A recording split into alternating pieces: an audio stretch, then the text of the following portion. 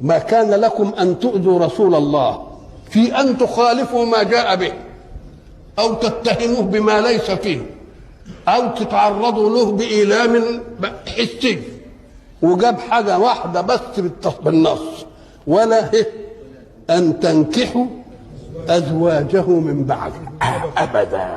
الله جاب دي ليه كده بقى؟ كل دي وديكم. أما قال لك لأن دي الطبيعة البشرية. الطبيعة البشرية أن الرجل كما قلنا سابقا يحب أن يتجمل على أحبابه بما يملك ولا يملكون. يتجمل عليه بثياب، يتجمل عليه بمركبة، يتجمل عليه بقصر، يعني إنما ما عمرش واحد تجمل على واحد بأنه تعالى بص لمراتي ولا بصبص لها ولا خدها، أبدا. يكره الحكاية دي كراهية تحريم. ولذلك سيدنا حذيفة كان يحب امرأته فقال لها: ألا تحبين أن تكوني معي في الجنة؟ قالت: نعم. قال: إذا مت فلا تتزوجي بعدي. يا بقى أنت بعد ما تموت غير على إنها تتجوز بعدك؟ ده طبيعة البشر. لأني سمعت رسول الله يقول: المرأة لآخر أزواجها. وأنت ما دام عايز تبقوا وياه في الجنة ما تتجوزيش بعد عشان هياخدك منه وتروحوا الجنة. النص ده موجود لآخر أزواجها، لكن وجه بنص آخر. سئل رسول الله مرة: أي نساء الرجل تكون معه في الجنة؟ فقال: أحسنهن خلقا معه. العلماء يفتكروا ان في ده تعارض بقى، ودي كذا ودي كذا ودي كذا.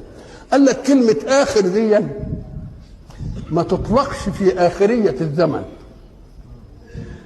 ده في آخرية الارتقاء. افرض ان واحد كان له صديق كده وراحوا رحلة في أوروبا ومش عارف ايه، وتمتعوا بقى المتعة اللي مش عارف ايه من 10-20 سنة. يقول له: ايه رأيك لما قعدنا في الحتة الفلانية؟ يقول لك: ده كانت آخر متعة. وبعدين ما هي جت حاجات بعدها، يبقى آخرها يعني بلغت الايه؟ يبقى لآخر أزواجها في المتعة وإن كان متقدما بحسن الخلق. يبقى الاثنين اتفقوا ولا ما اتفقوش؟ يبقى اتفقوا. الشعراء حتى اللي مسكوا العملية وبيحبهم ويعملوا غزل ومش عارف ايه، ويتنقل من دي لدي ويروح هنا ومش راح هنا وينشغل قلبه ويتعمل ويتعفرط على المحبوبة بتاعته. كان بيحب بهند، يقول ايه: أهيم بهند ما حييت فإن أمت فهو أسفي من ذا يهيم بها بعدي. بعد ما يموت بيفكر مين اللي هيجي يحبها تاني دي. الله، دي اذا مسألة صعبة على الطبع الايه؟ على الطبع البشري. والتاني بقى ده بس اقتصر اللي تعب قوي مين اللي هيجي مطرحه، انما التاني كان ابلغ منها: أهيم بدعد ما حييت فإن أمت فلا صلح الدعد لذي خلة بعدي. ما إذن مراتب. ويحدثنا التاريخ أن واحد من الأسرة العباسية أظنه الهادي كان يحب جارية اسمها غادر، ومن حبه لها قالوا إنه تزوجها. وبعدين في خلوة من الخلوات الهيام والعشق قال لها: عاهديني، لأنه كان مضعوف الصحة شوية، إذا أنا مت اوعي تتجوزي بعدي. فادته العهد على إنها ما تتجوزش بعده. وبعدين بعد مدة كده وهديت النار، له أخ خد باله منها وخدت باله منه فاتجوزها. لما طالت المسألة بقى وبردت، ما هي أصل المصائب لها عمر، كل مصيبة لها عمر.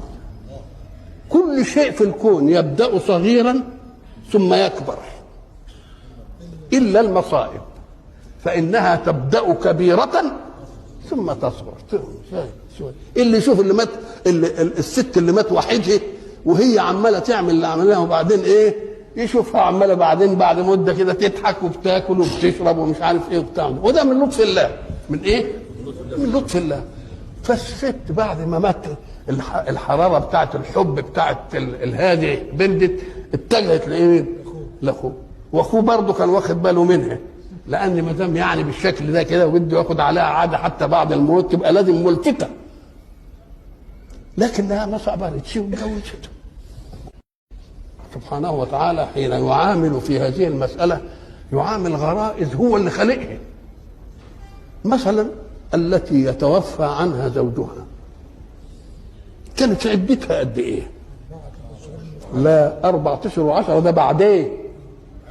والذين يتوفون منكم ويذرون ازواجا وصية لازواجهم متاعا الى الحول غير اخراج، ما يخرجهاش من البيت. حول سنة حول تقعد كده بالشكل دي سنة. وبعدين عالم الغرائز انها بعد ما تموت الراجل هتهدى ومش عارف يمكن تفكر في مش عارف ايه، قام راح منزلها الايه؟ 4 أشهر وايه؟ و10. احترم الغرائز اللي خلقها ايه؟ ادي احترم. فلما الغادر اتجوزت اخوها الهادي، جاءت في يوم وصبحت صارخه. اللي في القصر كلهم الولائد والمماليك راحوا ايه؟ قالت لهم رايت الهادي في الرؤيا ومسكني في الرؤيا الكلام ده، وبيقول لها ايه؟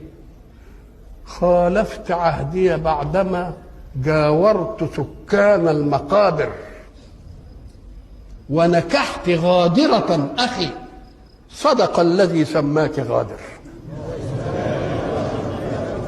لا يهنك الإلف الجديد ولا عدت عنك الدوائر، ولحقت بي منذ الصباح وصرت حيث ذهبت صائر.